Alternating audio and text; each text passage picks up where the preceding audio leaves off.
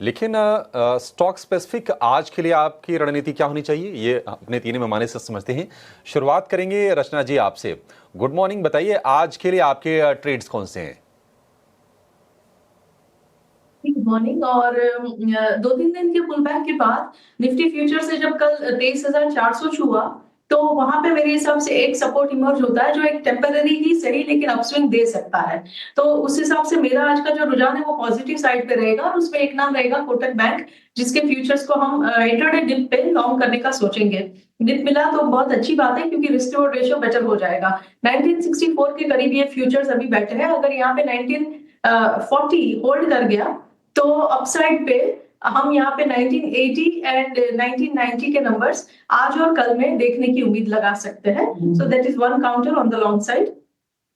और उसके अलावा जो अनदर काउंटर जिसकी मैं बात करना चाहूंगी for the long side would be HCL tech as well. HCL tech के फ्यूचर्स फिलहाल 1737 के करीब है। अगर यहाँ पे हम 1720 को होल्ड करते हुए देखेंगे तो यहाँ पे भी अपसाइड पे हम 1750 और 60 की तरफ विद इन अ डे और टू जा सकते हैं। ठीक है, तो ये कुछ स्टॉक स्पेसिफिक आइडियाज रचना जी ने दिए। लेकिन किरण सर, गुड मॉर्निंग, आप बताएं आपके टॉपिक्स आज सुबह कौन से होंगे?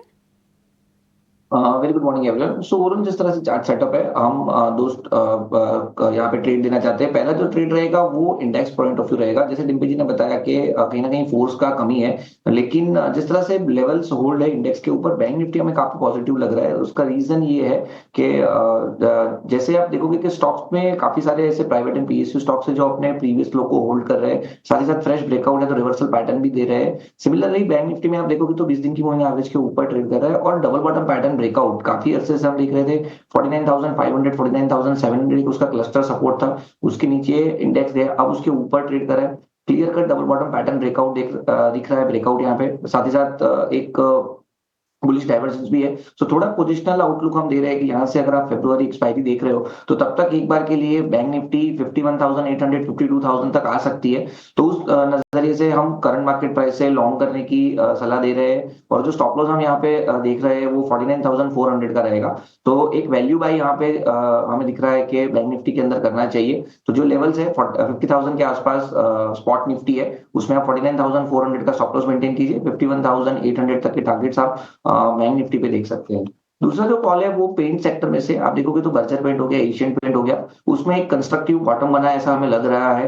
ओवरऑल आप देखोगे तो एक ओवरसोल्ड टेरिटरी से बाउंस बैक आ रहा है, साथ ही साथ मल्टीपल पॉजिटिव डाइवर्जेंस है। अगर मैं एशियन पेंट की बात करूं तो यहाँ पे भी डबल बॉटम पैटर्न ब्रेकआउट था, बजट के आसपास उसने 2400 तक के हाई बनाए, वापिस वो 2270 2280 जो उसका प्रीवियस ब्रेकआउट लेवल है उसके आसपास कंसोलिडेट हो रहा है। तो risk reward point of view से काफी अच्छे जंक्चर के ऊपर एशियन पेंट अवेलेबल है।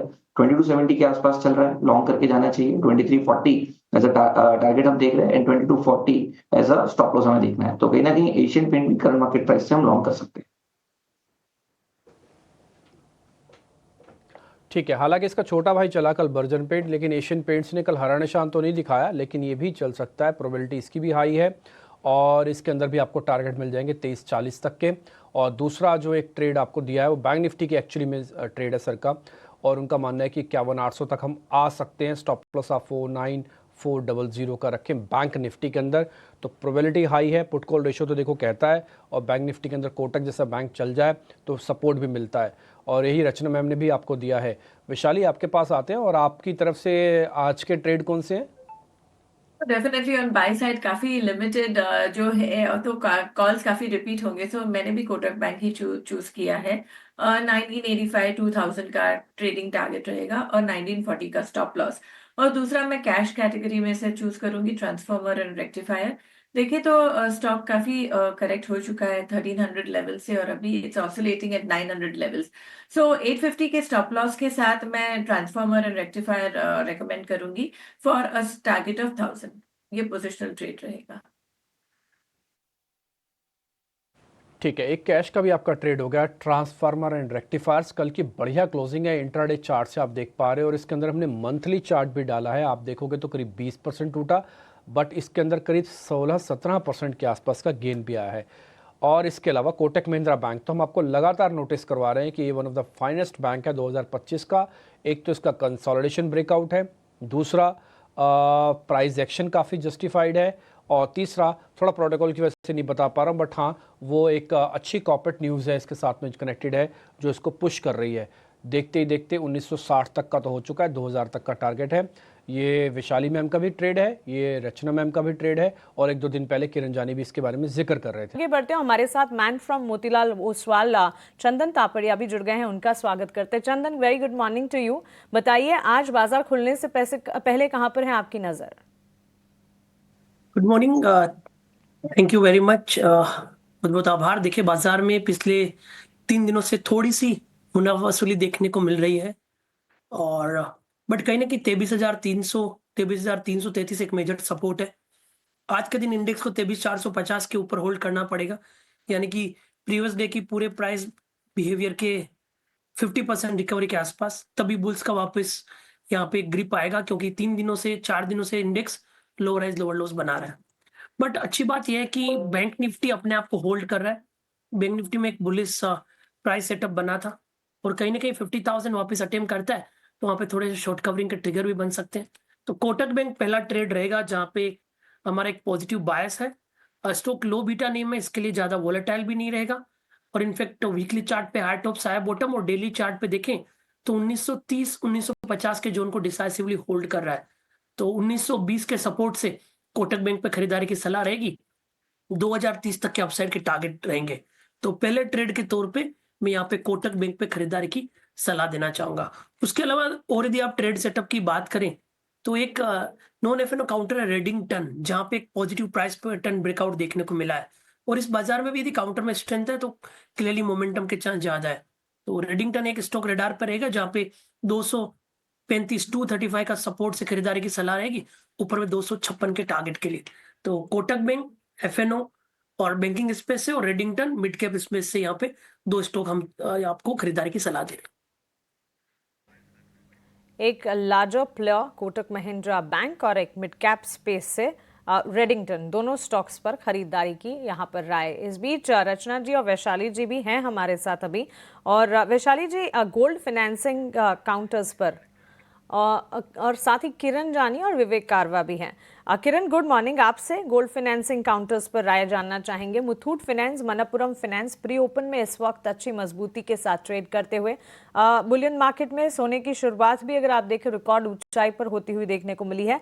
CLSA की आउट परफॉर्म की रेटिंग है मुथूट फाइनेंस पर 2400 के ये टारगेट्स जा रहे हैं, और उन्होंने अपग्रेड किया है होल्ड रेटिंग से आउट परफॉर्म रेटिंग में 2000 से टारगेट 2400 के कर दिए। इनका ये कहना है कि गोल्ड लोन सेगमेंट जो है रोबस्ट ग्रोथ दिखा रहे हैं, और आने वाले दिनों में भी एक ग्रोथ सेंटिमेंट्स जो है पॉजिटिव नजर आ सकते हैं। 2.25% की तेजी के साथ खुलने की तैयारी है मुथूट फाइनेंस मनप्पुरम फाइनेंस पर। किरण जी, आपका टेक? सो मुथूट और मनप्पुरम दोनों का अगर हम चार्ट फॉर्मेशंस देखेंगे, सो मुथूट फाइनेंस है वो कंटिन्यू बुलिश पैटर्न के अंदर ट्रेड कर रहा है एक राइजिंग चैनल के साथ, और रिसेंट का जो कंसोलिडेशन है उसको अगर हम कंसीडर करें तो एक असेंडिंग ट्रायंगल पैटर्न भी बन रहा है। तो जब तक ये स्टॉक 2200 के ऊपर है, डेफिनेटली बाय ऑन डिप्स या तो करंट मार्केट प्राइस से लॉन्ग करना चाहिए। एक स्ट्रिक्ट स्टॉप लॉस हमें 2200 का मेंटेन करना है। अगर 2200 का लेवल ब्रेक नहीं होता है तो ऊपर में 2350 2400 तक के टारगेट आप मुथूट फाइनेंस में देख सकते हो। मनप्पुरम की अगर हम बात करें तो 230 से एक शार्प करेक्शन हमने 141 तक देखा। स्टॉक ने अपनी सभी इंपॉर्टेंट मूविंग एवरेज को भी ब्रेक किया था। अब स्लोली एंड ग्रेजुअली हम देख रहे हैं कि अक्टूबर महीने से वापस stock high top high bottom pattern के अंदर ट्रेड करा है। उसने अभी सभी अपनी मूविंग एवरेजेस को रिक्लेम किया है, और इसी के साथ एक राउंडिंग बॉटम पैटर्न भी बन रहा है। तो ये स्टॉक भी जब तक 190 के ऊपर है डेफिनेटली लॉन्ग करना चाहिए। करंट मार्केट प्राइस से लॉन्ग कर सकते हो, कोई भी डिप में लॉन्ग कर सकते हो। एक पोजिशनल स्टॉप लॉस 190 का मेंटेन करना है, और वापस ये स्टॉक ऊपर में 230 235 तक जा सकता है। तो दोनों स्टॉक में बाई कर सकते हो, लेकिन Muthoot finance look preferably by. Reasonably better. 10 साल के बॉन्ड यील्ड में गिरावट इस वक्त देखने को मिली है, और अगर आप देखेंगे बॉन्ड यील्ड जो है इस वक्त 6.69% पर गिरावट के साथ नजर आ रही है। किरण जी, शुक्रिया आपका हमारे साथ जुड़ने के लिए, सवालों के जवाब देने के लिए। Thank you so much and have a nice day to you. इस बीच हमारी पैनल पर एक और एक्सपर्ट जुड़ गए हैं JM फाइनेंशियल सर्विसेज से, तेजस शाह। तेजस, गुड मॉर्निंग। बताएं, बाजार खुलने में बस 3 मिनट बाकी हैं, कौन से स्टॉक्स हैं आपके रेडार पर? ओपनिंग ट्रेड्स क्या देंगे आप बाजार खुलने से ठीक पहले? गुड मॉर्निंग मानसी जी, और तमाम दर्शकों और पैनलिस्ट को मेरा नमस्कार। तो आज का जो मेरा पहला पिक है वो बैंकिंग स्पेस से है। बैंकिंग एज अ सेक्टर काफ़ी अच्छा सपोर्ट पे ट्रेड कर रहा है।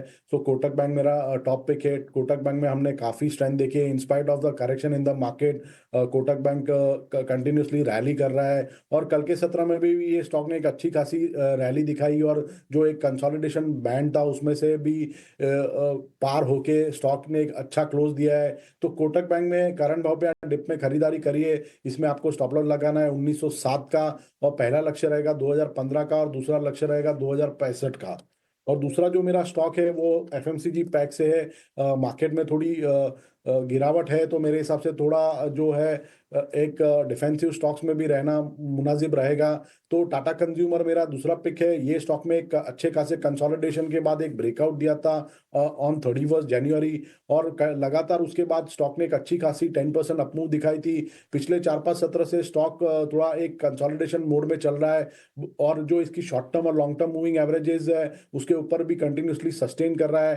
तो फ्रेश ब्रेकआउट आने के बाद मुझे लग रहा है कि इसका जो प्रीवियस स्विंग हाई है वो रिटेस्ट कर सकता है। तो टाटा कंज्यूमर का जो स्टॉक है हम करंट भाव पे डिप में खरीदारी करने की राय दे रहे हैं। इसमें आपको स्टॉप लॉस लगाना है 985 का। इसका पहला लक्ष्य रहेगा 1070 का और दूसरा लक्ष्य रहेगा 1105 का। ठीक है।